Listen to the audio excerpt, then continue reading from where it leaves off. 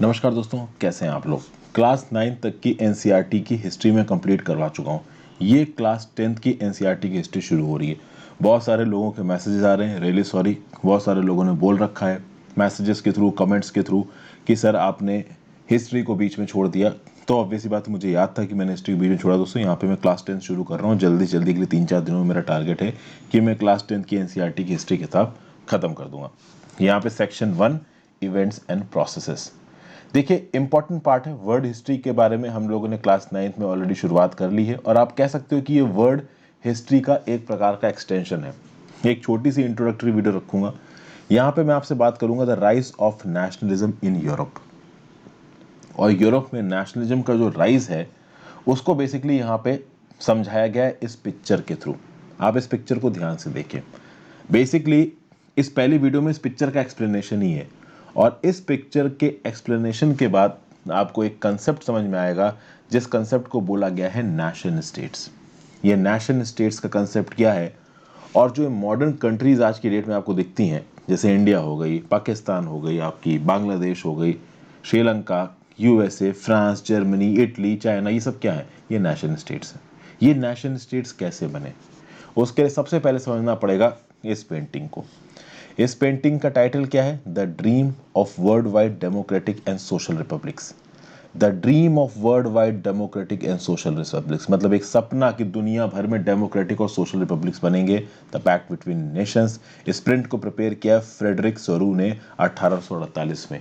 1848 बहुत समय पहले की बात हो रही है। अब देखिए यहाँ पे ये जो फ्रेडरिक सोरू नाम के फ्रेंच आर्टिस्ट हैं, ये 1848 में कर क्या रहे हैं? इन्होंने एक सीरीज प्रिपेयर की 4 प्रिंट्स की, और इस सीरीज में इन्होंने अपने ड्रीम को विजुलाइज किया। इन्होंने अपना ड्रीम सामने रखा और क्या बोला? इन्होंने बोला कि एक ऐसी दुनिया बनेगी आगे आने वाले समय में, या फिर शायद ये कहना चाहते थे कि एक ऐसी दुनिया बनेगी आगे आने वाले समय में, बननी चाहिए आगे आने वाले समय में, जिसमें डेमोक्रेटिक और सोशल रिपब्लिक्स हो। डेमोक्रेटिक रिपब्लिक मतलब कि एक देश के लोग अपनी सरकार चुने। सोशल रिपब्लिक मतलब वो सरकार अपने देश के लोगों के बारे में सोचे। तो ये डेमोक्रेटिक और सोशल रिपब्लिक्स बने दुनिया भर में, ठीक है ना। ये इनका बोलना था। और ये जो प्रिंट बनाया है, ये 4 प्रिंट्स इन्होंने टोटल बनाए थे। इसमें जो फिगर 1 है ये वाला, वैसे तो टोटल 4 है, ये फर्स्ट प्रिंट है जो यहाँ पे दिखाया गया है। यहाँ पे आपको दिख रहा है, shows the peoples of Europe and America, men and women of all ages and class marching in a long train and offering homage to the Statue of Liberty as they pass by। देखिए क्या दिखाया जा रहा है। यहाँ पे आपको बहुत सारे लोगों की ट्रेन दिख जाएगी। पीछे से देखिए ट्रेन यहाँ से चलती चली आ रही है लोगों की, ये पूरी। और कहाँ तक पहुँच रही है? स्टैच्यू ऑफ लिबर्टी तक पहुँच रही है। जी हाँ, न्यूयॉर्क में जो स्टैच्यू ऑफ लिबर्टी है बिल्कुल आइडेंटिकल उससे जैसी तो नहीं लग रही है, बट यहाँ पे ये स्टैच्यू ऑफ लिबर्टी ही है। ये स्टैच्यू ऑफ लिबर्टी कैसे है उसको अभी समझाया जाता है। क्या बताया जा रहा है? फ्रेंच रेवोल्यूशन के समय में जो अलग अलग आर्टिस्ट थे, उन्होंने लिबर्टी को एक फीमेल फिगर के फॉर्म में दिखाया था। लिबर्टी को फीमेल जेंडर के साथ एसोसिएट करा था। और यहाँ पे आपको जो स्टैच्यू ऑफ लिबर्टी दिख रही है, ये भी एक फीमेल फिगर है।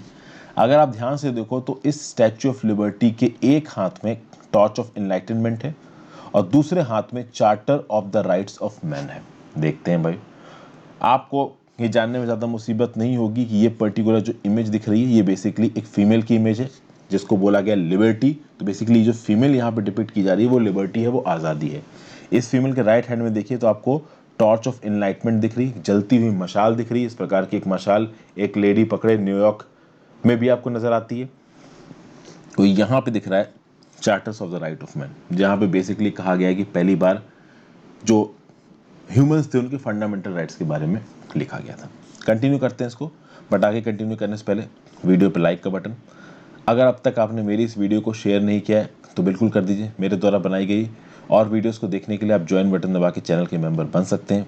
ठीक है, एनसीईआरटी 6 से लेकर 12 तक की वीडियोस, पॉलिटी की Laxmikant, spectrum modern history, Ramesh Singh economy, Satish Chandra middle history, environment and ecology, geography, इन सब की प्लेलिस्ट आपको मेरे हर्षित द्विवेदी एजुकेशन नाम के चैनल के प्लेलिस्ट सेक्शन में मिल जाएगी। तो आप रेफर कर सकते हैं, और अच्छा लगे तो ज्वाइन बटन दबा के हेल्प भी कर सकते हैं। चैनल को शेयर और सब्सक्राइब जरूर करिए, इंस्टाग्राम पे फॉलो कर लीजिए, और टेलीग्राम ग्रुप ज्वाइन कर लीजिए मेरे लेक्चर्स की नोटिफिकेशन के लिए, क्योंकि यूट्यूब सारे लेक्चर्स की नोटिफिकेशन भेजता नहीं है। प्लस मैं जो भी लेक्चर्स बनाता हूँ एनसीईआरटी छोड़ के, चूंकि एनसीईआरटी की PDF free of cost available है एनसीईआरटी की वेबसाइट पे, जब जो भी करंट अफेयर्स की वीडियोस बनती है, मैं बनाता हूँ, विनीत सर बनाते हैं, उनकी पीडीएफ आपको टेलीग्राम ग्रुप में मिल जाएगी। तो वापस कंटिन्यू करते हैं अपने इसको। तो हमने देखा कि भाई इस स्टैच्यू ऑफ लिबर्टी के एक हाथ में टॉर्च ऑफ एनलाइटनमेंट है और एक हाथ में charter of the rights of man है। फिर आपको बैकग्राउंड में जो अर्थ नजर आ रहा है, वहां पे बहुत सारे शैटर्ड रिमेन्स नजर आ रहे हैं, सिंबल ऑफ एब्सोल्यूटिस्ट इंस्टीट्यूशंस के। अब आप बोलोगे ये एब्सोल्यूटिस्ट इंस्टीट्यूशंस क्या होते हैं? एब्सोल्यूटिस्ट मतलब एक्सट्रीम। फॉर एग्जाम्पल, सबसे इजी एग्जाम्पल बताऊं, हिटलर एक एक्सट्रीम रूलर। मेरे हिसाब से करोगे तो तुमको मार दूंगा। लुई 14, लुई 15, लुई 16, ये जो फ्रांस रेवोल्यूशन जिन किंग्स के खिलाफ हुआ था, वो जो किंग्स की लीनेज थी, ये एब्सोल्यूट रूलर्स थे। मतलब एक ऐसा रूलर या एक ऐसी सरकार जो इस प्रकार के रूल्स को इम्पोज करता है, जिन रूल्स में सेंट्रल पावर के ऊपर कोई भी चेक नहीं है, सेंट्रल पावर के ऊपर कोई भी रिस्ट्रिक्शन नहीं है, monarchical form of government, military form of government, dictatorship type of government, repressive centralise type of government. मतलब जो सरकार ने बोल दिया या जो किंग रूलर ने बोल दिया वही होगा, चाहे वो यही ना बोल रहा हो कि भाई बिना मतलब किसी की गर्दन उड़ा दो। तो इसको बोला जाता है एब्सोल्यूटिस्ट रूल। तो एब्सोल्यूटिस्ट जो इंस्टीट्यूशंस थे, उनके सिंबल्स यहाँ जमीन पे गिरे नजर आ रहे हैं। तो देखिए यहाँ पे ये एब्सोल्यूटिस्ट सिंबल्स आपको जमीन पे गिरे नजर, इसमें चर्च के सिंबल्स, ये देखिए क्राउन पड़ा हुआ नजर आ रहा है। तो ये क्राउन क्या है? ये किंग का सिंबल है, तो ये जमीन पे पड़ा हुआ है। मतलब इस प्रकार के इंस्टीट्यूशंस, इस प्रकार की सरकारें जो कि लोगों के फंडामेंटल राइट्स को, लोगों की ह्यूमन राइट्स को दबाते थे, उनको इस प्रकार से नीचे फेंका हुआ दिखाया गया। समझ गया आप बात को? तो ये एक चीज दिखा रहे हैं यहाँ पे। आर्टिस्ट का नाम याद रखिएगा, फ्रेडरिक सोरू, 1848। फिर आगे बात करते हैं। In Sorrieu's utopian vision, the peoples of the world are grouped as distinct nations identified through their flags and national costume. सबसे पहले तो समझिए कि यूटोपियन विजन, यूटोपिया का मतलब क्या होता है? यूटोपिया मतलब एक ऐसी सोसाइटी जो बिल्कुल आइडियल है, ठीक है ना? एक ऐसी सोसाइटी जो इतनी आइडियल है जिसका एग्जिस्ट होना इम्पॉसिबल है, क्योंकि इतनी आइडियल सोसाइटी इस रियल वर्ल्ड में हो ही नहीं सकती। तो इसको बोला था यूटोपियन विजन। जैसे कि फॉर एग्जांपल, जब सेकेंड वर्ल्ड वॉर चल रहा था तो पूरा यूरोप तबाह हो गया। तो जब पूरा यूरोप तबाह हो गया तो बहुत सारे उस समय पे जो स्कॉलर्स थे, राइटर्स थे, उन्होंने एक यूटोपियन विजन देखा कि ये जो यूरोप है ये डेवलप्ड कंट्रीज की तरह उठ के सामने आएगा, जहाँ पे डेमोक्रेसी होगी, सब लोग अच्छे से लड़ेंगे रहेंगे, ह्यूमन डेवलपमेंट इंडिकेटर्स अच्छे होंगे। आज की डेट में यूरोप कुछ वैसा ही बन गया। उस समय पे एक यूटोपियन विजन था जब पूरा का पूरा यूरोप सेकेंड वर्ल्ड वॉर के बाद तबाह हो गया था। समझ गए? फिर यहाँ पे आपको दिख रहा है कि जो दुनिया भर के लोग हैं वो अपने झंडों के थ्रू और अपने कॉस्ट्यूम के थ्रू पहचाने जा रहे हैं। आप यहाँ पे समझो, रूसों ने इस पेंटिंग में जितने भी प्रकार के लोग दिखाए हैं, इस लोगों को अलग अलग झंडों से दिखाया जाएगा। तो ये जो आपको झंडे दिख रहे हैं, ये किसी ना किसी अलग नेशनैलिटी को डिपिक्ट कर रहे हैं। साथ साथ लोगों के कपड़े भी कहीं ना कहीं उनकी नेशनैलिटी को दिखा रहे हैं। जैसे फॉर एग्जांपल, ये वाली लेडी ने जो कपड़ा पहना है, कहीं ना कहीं ये फ्रेंच नेशनैलिटी को दिखा रहा है। ये जो कपड़ा पहना है इस मैन ने, ये फ्रेंच नेशनैलिटी को दिखा रहा है। तो लोगों के कॉस्ट्यूम के हिसाब से और जो लोग जो झंडा पकड़ के चल रहे हैं उसके हिसाब से वो कौन से एरिया और कौन से कंट्री को बिलोंग करते हैं, ये दिखाया गया यहाँ पे। अब यहाँ पे क्या दिखाया जा रहा है? ये दिखाया जा रहा है कि भाई स्टैच्यू ऑफ लिबर्टी को ऑलरेडी यूएसए और स्विट्जरलैंड के लोग पार करके निकल गए हैं। 1848 में यूएसए एक अलग देश बन चुका था और स्विट्जरलैंड एक अलग देश बन चुका था। तो ये दिखाया जा रहा है कि इस स्टैच्यू ऑफ लिबर्टी को दो देश पार करके आगे ऑलरेडी जा चुके हैं। यहाँ पे आपको नजर आ रहा है यूएसए, ये यूएसए का झंडा इधर नजर आ रहा है छोटा सा। तो ये ऐसा बताया जा रहा है कि जो यूएसए है वो ऑलरेडी एक नेशन स्टेट बन चुका है। ये स्विट्जरलैंड का झंडा डिपिक्ट किया जा रहा है, हालांकि स्विट्जरलैंड के झंडे में आज एक तरीके का क्रॉस है। तो ये स्विट्जरलैंड को दिखाया जा रहा है कि भाई ये भी स्टैच्यू ऑफ लिबर्टी को पास कर चुका है, तो कहीं ना कहीं ये भी एक नेशन स्टेट बन चुका है।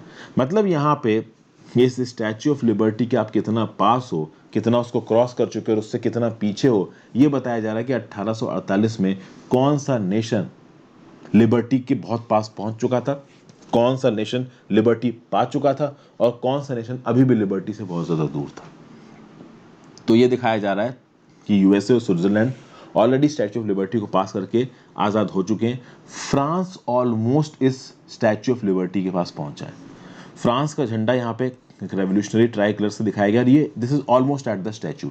अगर आप यहाँ पे देखो तो this is basically the flag depicting France. तो ये ऑलमोस्ट स्टैच्यू ऑफ लिबर्टी के पास पहुंच चुका है। प्लस फ्रांस के जस्ट पीछे जर्मनी का झंडा है। जर्मनी का झंडा ब्लैक, रेड और गोल्ड फ्लैग से दिखाया गया है। अब समझिए, यहाँ पे मैं आपको जर्मनी का झंडा भी दिखा देता हूँ। जर्मनी उस समय पे एक देश नहीं बना था। Germany was not a unified nation, but बहुत सारे अलग अलग जर्मन स्पीकिंग लोग पूरे यूरोप में फैले हुए थे। और कहीं ना कहीं इन जर्मन स्पीकिंग लोगों के अंदर एक ऐसी भावना आने लगी थी कि भाई हम जर्मन स्पीकिंग लोग एक दूसरे के भाई बहन हैं, तो हम लोग मिलकर एक यूनाइटेड नेशन बना देते हैं। और ये जो फ्लैग है, ये फ्लैग इन लोगों की लिबरल होप है कि भाई कहीं ना कहीं जो अलग अलग जर्मन स्पीकिंग प्रिंसिपैलिटीज हैं, ये मिल के एक नेशन स्टेट के अम्ब्रेला के अंदर आएंगी। और ये nation state is the precursor to country. आज की डेट में जो कंट्रीज नजर आ रही हैं, ये कंट्रीज एक्चुअली में इनका प्रीकर्सर आप नेशन स्टेट बोल सकते हो। तो इंडिया को एक कंट्री के साथ साथ आप एक नेशन स्टेट ही बोल सकते हो। तो ये जो जर्मन स्पीकिंग प्रिंसिपैलिटीज थी, ये सोचती थी, ये लोग सोचते थे कि एक समय ऐसा आएगा कि जब हम सब जर्मन लोग मिलके एक नेशन स्टेट के अम्ब्रेला के अंदर आ जाएंगे, जिसका एक डेमोक्रेटिक संविधान होगा। तो ये देखिए, बेसिकली ये जो झंडा दिखाया जा रहा है, ये यहाँ पे किसको डिनोट कर रहा है? ये यहाँ पे जर्मनी को डिनोट कर रहा है। ठीक है भाई, नीचे आते हैं। Following the German people are the peoples of Austria, the Kingdom of Two Sicilies, Lombardy, Poland, England, Ireland, Hungary and Russia. तो ये देखिए पीछे की तरफ ये जो झंडे आपको दिखाई देते चले जा रहे हैं, ये बाकी देशों के हैं। ये देश अभी भी दूर नजर आ रहे हैं, धीरे धीरे ये स्टैच्यू ऑफ लिबर्टी के पास आ रहे हैं, लेकिन काफी दूर हैं ये स्टैच्यू ऑफ लिबर्टी से। तो बेसिकली फ्रेडरिक सोरू अपनी इस पेंटिंग से बता रहे हैं कि कौन से देश यहाँ पे लिबर्टी के बहुत पास आ गए हैं और कौन से देश अभी भी लिबर्टी से बहुत कोसों दूर है। प्लस यहाँ पे एक और चीज दिखाई गई है कि भाई ऊपर से देख रहे हैं, हेवन से मतलब स्वर्ग से देख रहे हैं क्राइस्ट, सेंट, एंजल्स। इस सीन के ऊपर स्वर्ग से क्राइस्ट, सेंट्स और एंजल्स देख रहे हैं। और इनका देखने का मतलब क्या है कि अलग अलग नेशंस ऑफ द वर्ल्ड में फ्रैटर्निटी है, भाईचारा है, किसी प्रकार की कोई लड़ाई नहीं है। तो इस फोटो में ऊपर आपको क्राइस्ट भी नजर आ रहे हैं, एंजल्स नजर आ रहे हैं। तो ये सब लोग ऊपर से नीचे देख रहे हैं, ऊपर फ्रैटर्निटी लिखा भी है। कहने का मतलब ये है कि कंबाइंडली दुनिया भर के लोग जो कहीं ना कहीं लिबर्टी की तरफ बढ़ रहे हैं, इनको कंबाइंड तरीके से क्राइस्ट और बाकी सेंट्स आशीर्वाद दे रहे हैं। तो ये पर्टिकुलर इमेज पोर्ट्रे करने की कोशिश कर रही है। बेसिकली ये जो बहुत सारे इश्यूज विजुअलाइज किए हैं सुरू ने अपने इस फिगर में, इन्हीं इश्यूज को इस चैप्टर में डिस्कस किया जाएगा। 19वीं शताब्दी में जो नेशनलिज्म की भावना था, ये एक बड़े फोर्स की तरह उभरी और कहीं ना कहीं जो पॉलिटिकल लैंडस्केप था यूरोप का बदलने लगा। यूरोप के अंदर जो लोगों की सोचने का तरीका था वो बदलने लगा। मैंने बताया ना कि भाई जर्मन स्पीकिंग रेस के जो लोग हैं वो क्या सोचने लगे कि भाई कहीं ना कहीं जर्मन जो बोलने वाले लोग हैं वो एक साथ आ जाएंगे और एक नेशन स्टेट अपना बनाएंगे। तो आज की डेट में या पहले यूरोप में जो मल्टीनेशनल डायनेस्टिक अंपायर चलते थे, मल्टीनेशनल डायनेस्टिक अंपायर कि मतलब एक रूलर है और वो एक रूलर बहुत बड़े इलाके में राज कर रहा है, और वो बहुत बड़े इलाके में राज कर रहा है। उस बड़े इलाके में अलग अलग रेस के लोग रहते हैं, अलग अलग भाषा बोलने वाले लोग रहते हैं। वो रूलर एब्सोल्यूटिस्ट है, अत्याचार करता है अपनी आबादी के ऊपर। तो ये जो मल्टी नेशनल डायनेस्टिक एम्पायर से इनको हटा दो और इनकी जगह पे आना चाहिए नेशन स्टेट। एक ऐसा नेशन स्टेट जो अपनी अप्रोच में मॉडर्न होगा, एक ऐसा नेशन स्टेट जिसकी अपनी खुद की एक सेंट्रलाइज्ड पावर होगी, उसका सोवरेन कंट्रोल होगा एक डिफाइंड टेरिटरी के ऊपर।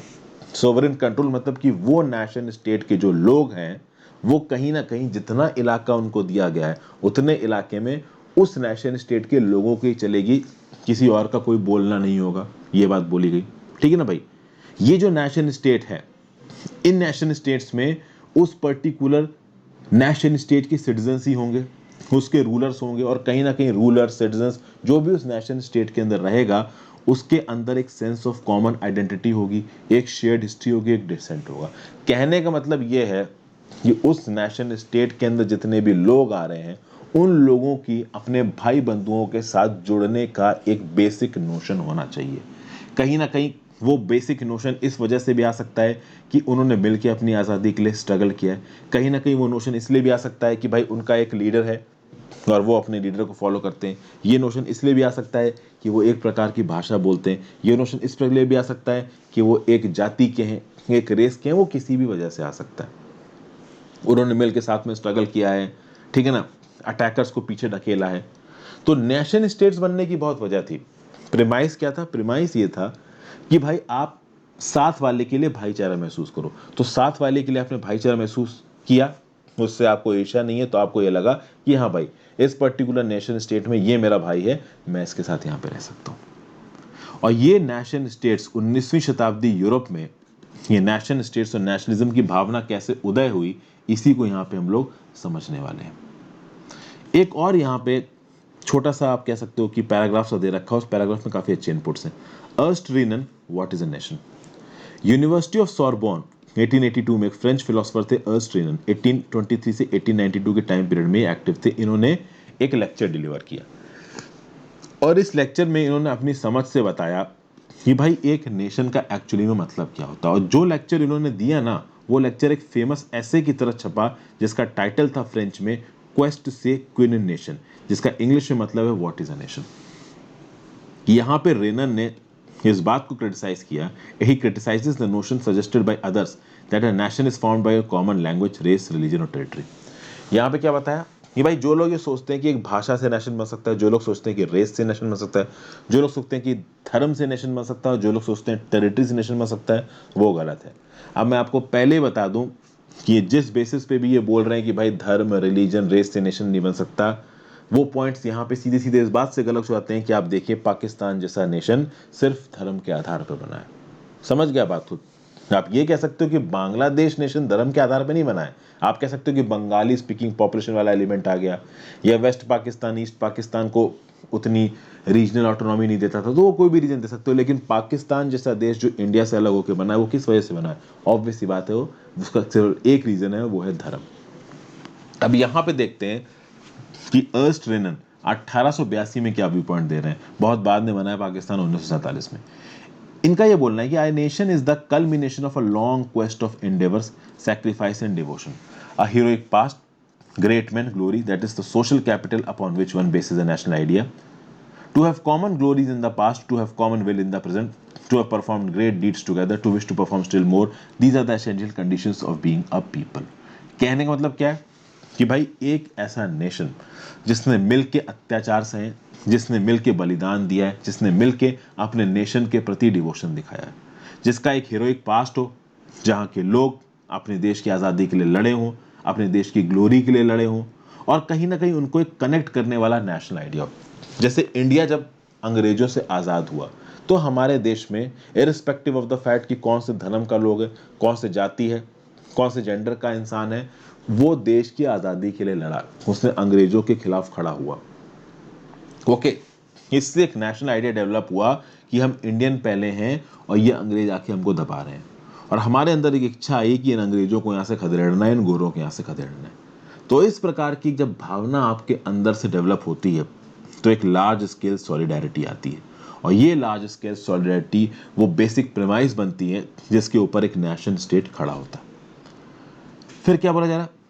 Its existence is a daily plebiscite, a province in its inhabitants is anyone has the right to be consulted, it is the inhabitant। देखिए प्लेबिसाइड यहाँ का मतलब क्या होगा, पहले तो प्लेबिसाइड का मतलब समझ लीजिए। a direct vote by which all the people of a region are asked to accept or reject a proposal। Plebiscite का मतलब ये होता है कि भाई किसी एक पर्टिकुलर रीजन में वोटिंग पड़ी, और उस वोटिंग में उस पर्टिकुलर रीजन के लोगों से बोला गया कि आप ये बात मानते हो या ये बात मानते हो। जैसे कि भाई प्लेबिसाइड, रेफरेंडम, ये डायरेक्ट डेमोक्रेसी के तरीके हैं, ठीक है। तो एक बिल्डिंग में बोला गया कि बिल्डिंग में टाटा स्काई का कनेक्शन आएगा या जियो का कनेक्शन आएगा, तो प्लेबिसाइट हो गया, तो कुछ ने टाटा के फेवर में वोट किया, किसने जियो। मैं एक बेसिक सा एग्जांपल दे रहा हूँ, समझ गए? मतलब एक देश में रहने वाले लोग, उस देश में क्या इंप्लीमेंट होगा, इस चीज़ की जब ऊपर वोटिंग होगी तो इसको बोला जाएगा प्लेबिसाइट। और यहाँ पे बेसिकली दो ही ऑप्शंस होते हैं। फिर यहाँ पे क्या बोला जा रहा है कि एक नेशन स्टेट वो प्रोविंस है, एक ऐसी जगह, एक ऐसी प्रोविंस जहाँ पे सिर्फ वहाँ पे रहने वाले लोगों को ये अधिकार है कि उनसे कंसल्ट किया जाए कि हाँ भाई आप इस देश में रह रहे हो, इस नेशन स्टेट में रह रहे हो, तो इस नेशन स्टेट में ये होना है, तो क्या किया जाए। फिर एक नेशन एक ऐसी जगह होती है जिसका कोई ऐसा टारगेट नहीं होता कि वो किसी दूसरे इलाके को अनेक्स कर ले, किसी भी कंट्री को वो उसके विल के अगेंस्ट कब्जा नहीं करेगा, ऑक्युपाई नहीं करेगा। ये एक नेशन स्टेट का बेसिक प्रोमाइस होता है। अगर नेशंस एग्जिस्ट करते हैं तो ये एक अच्छी बात है, और कहीं ना कहीं आज की डेट में नेशंस एग्जिस्ट करना नेसेसिटी हो गई, क्योंकि जब नेशंस एग्जिस्ट करते हैं ना, तो दूसरे नेशन को अपनी हद पता होती है, औकात पता होती है कि तुम्हें कहाँ रुकना है। अभी इंडिया एक नेशन ना हो तो चाइना जैसी कंट्रीज तो घुसी चली जाए अंदर कि नहीं ये हमारा, ये हमारा, ये हमारा, ठीक है। इसीलिए जब नेशंस एग्जिस्ट करते हैं तो ये इस बात की गारंटी होती है कि हाँ भाई लिबर्टी रहेगी, दुनिया में केवल एक लॉ और एक मास्टर नहीं रहेगा, दुनिया एक प्रॉपर कोड के थ्रू गवर्न होगी। तो ये बेसिक प्रीमाइस है यहाँ पे नेशन के होने का। इसके आगे बहुत इंटरेस्टिंग चीज़ें इस चैप्टर में आने वाली हैं। The French revolution I the idea of nation से नेक्स्ट शुरू करेंगे। अब चूंकि यहाँ पे चीज़ें थोड़ी ट्रिकी हो रही हैं तो समय लग रहा है वीडियोस को बनाने में, ज़्यादा एक्सप्लेनेशन की ज़रूरत पड़ रही है।